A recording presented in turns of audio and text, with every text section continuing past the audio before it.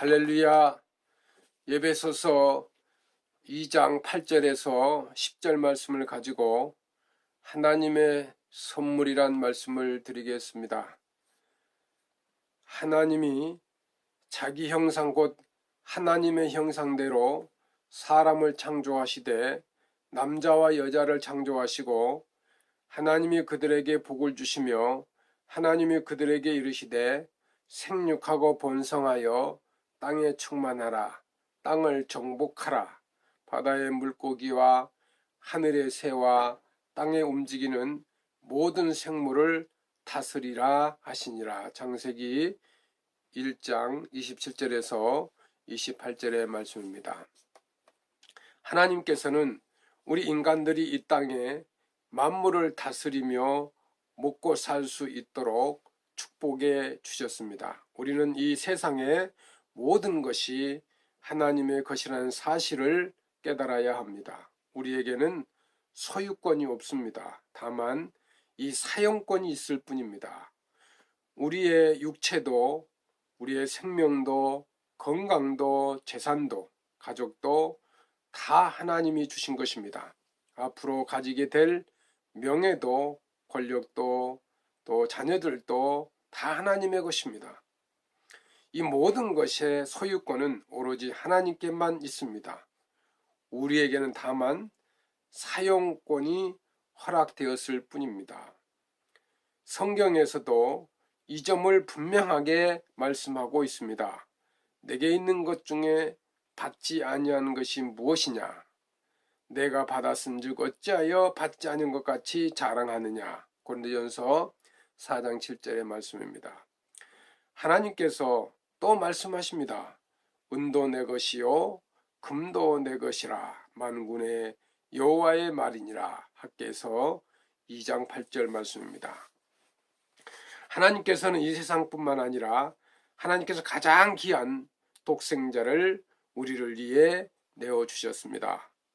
부모에게 가장 소중한 것은 재산도 명예도 권력도 아닌 자기 자녀일 것입니다. 자녀를 위해서라면 그 어떤 것도 포기할 수 없는 것이 부모들의 마음입니다. 예수 그리스도는 하나님의 독생자입니다. 하나님께서 가장 소중한 존재입니다. 그런데 하나님께서 그 소중한 독생자를 우리에게 내어주셨습니다. 이것은 우리가 하나님의 가장 소중한 독생자까지 내어줄 만큼 하나님께서 소중한 존재라는 것을 말합니다. 성경은 말합니다. 자기 아들을 아끼지 아니하시고 우리 모든 사람을 위하여 내주신 이가 어찌 그 아들과 함께 모든 것을 우리에게 주시지 아니하겠느냐. 로마서 8장 32절 말씀입니다. 너희 중에 누가 아들이 떡을 달라 하는데 돌을 주며 생선을 달라 하는데 뱀을 줄 사람이 있겠느냐. 너희가 악할지라도 좋은 것으로 자식에게 줄 알거든 하물며 하늘에 계신 너희 아버지께서 구하는 자에게 좋은 것으로 주시지 않겠느냐. 마태복음 7장 9절에서 11절 말씀입니다. 독생자를 주신 하나님께서는 우리에게 주실 수 있는 최고의 선물을 다 내어주신 것입니다. 이 예수 그리스도는 영원한 형벌을 받아야 할 우리들을 구원하기 위하여 우리에게 주신 하나님의 가장 귀한 선물입니다. 그리고 우리는 예수의 십자가의 죽음으로 영원한 생명을 또한 선물로 얻었습니다. 우리는 말할 수 없이 귀한 영원한 생명을 예수님 때문에 거저 받은 것입니다. 세상 이보다 더 귀한 선물은 없습니다. 우리에게 이 이상 축복이 없습니다. 그러기에 우리는 예수 그리스도를 가장 귀한 분으로 알고 늘 감격하며 감사해야 할 것입니다.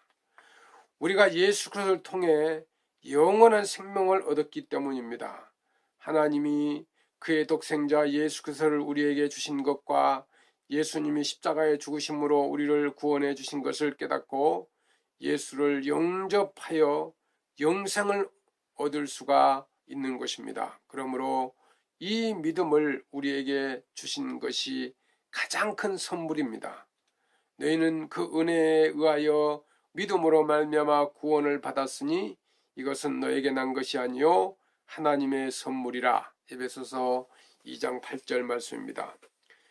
그리스도인들 가운데 하나님께서 우리에게 주신 귀한 선물을 잊고 사는 사람들이 간혹 있습니다. 그런 사람들 중에서 세상적으로 바라는 것을 받지 못했다고 불평하기도 합니다. 또한 육신의 삶이 조금이라도 고달프면 하나님께서 베풀어 주신 구원의 은혜를 망각하고 불평하기도 합니다. 출애굽한 이스라엘 백성들은 홍해가 갈라지게 하는 하나님의 크신 능력을 경험했고 구름기둥과 불기둥으로 인도하시는 하나님의 임재를 늘 경험했으며 만나와 메추라기로 부족함이 없이 먹여주시는 하나님의 은혜를 체험했습니다. 그럼에도 불구하고 감사하기는커녕 늘 불평과 불만을 내뱉었습니다. 이스라엘 자손도 다시 울며 이르되 누가 우리에게 고기를 주어 먹게 하랴. 우리가 애굽에 있을 때에는 값없이 생선과 오이와 참외와 부추와 파와 무하늘들을 먹을 것이 생각나거늘 이제는 우리의 기력이 다하여 이 만나에는 보이는 것이 아무것도 없도다 하니 민수기서 11장 4절에서 6절 말씀. 결국 이렇게 하나님의 은혜를 망각하고 불평하는 자에게 하나님이 심판을 내렸습니다. 고기가 아직 이 사이에 있어 씹히기 전에 여호와께서 백성에게 대하여 진노하사 심히 큰 재앙으로 치셨으므로 민수기 11장 33절 말씀입니다.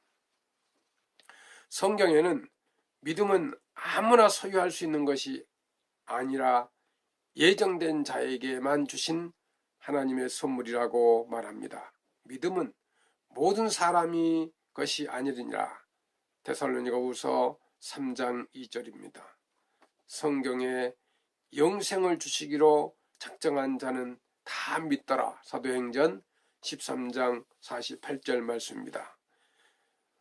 예수가 우리를 그리스도로 믿는 것이 하나님의 가장 큰 선물을 받은 것입니다. 우리가 예수를 믿는 그리스도로 믿는 것이 하나님의 가장 큰 선물을 받는 것입니다. 가장 큰 선물을 받지 못한다면 다른 선물의 의미가 없습니다. 이 땅에서 아무리 잘 사는 사람이라 하더라도 예수 그리스도를 믿지 않는다면 그는 정말 불행한 사람입니다. 사랑하는 성도 여러분, 우리에게 믿음처럼 큰 선물은 없습니다. 예수께서는 할 수 있거든요. 무슨 말이냐? 믿는 자에게는 능치 못할 일이 없느니라고 마가복음 9장 23절 말씀하셨습니다. 이 믿음의 능력에 대해서 예수님은 누가복음 17장 6절에서 너희에게 겨자씨 할 만한 믿음이 있었더라면 이 뽕나무들어 뿌리가 뽑혀 저 바다에 심기리라 하였을 것이요 그것이 너희에게 순종하였으리라. 누가복음 17장 6절 말씀하셨습니다. 또 마태복음 17장 20절에는 만일 너희가 믿음이 겨자씨 할 만한 만큼만 있어도 이 산을 명하여 여기서 저기로 옮겨지라 하면 옮겨질 것이요 또 너희가 못할 것이 없으리라. 마태복음 17장 20절 말씀하셨습니다. 이런 귀한 선물을 받았으면서도 하나님께 감사가 없다면 그 사람은 믿음이 무엇인지 모르는 사람일 것입니다.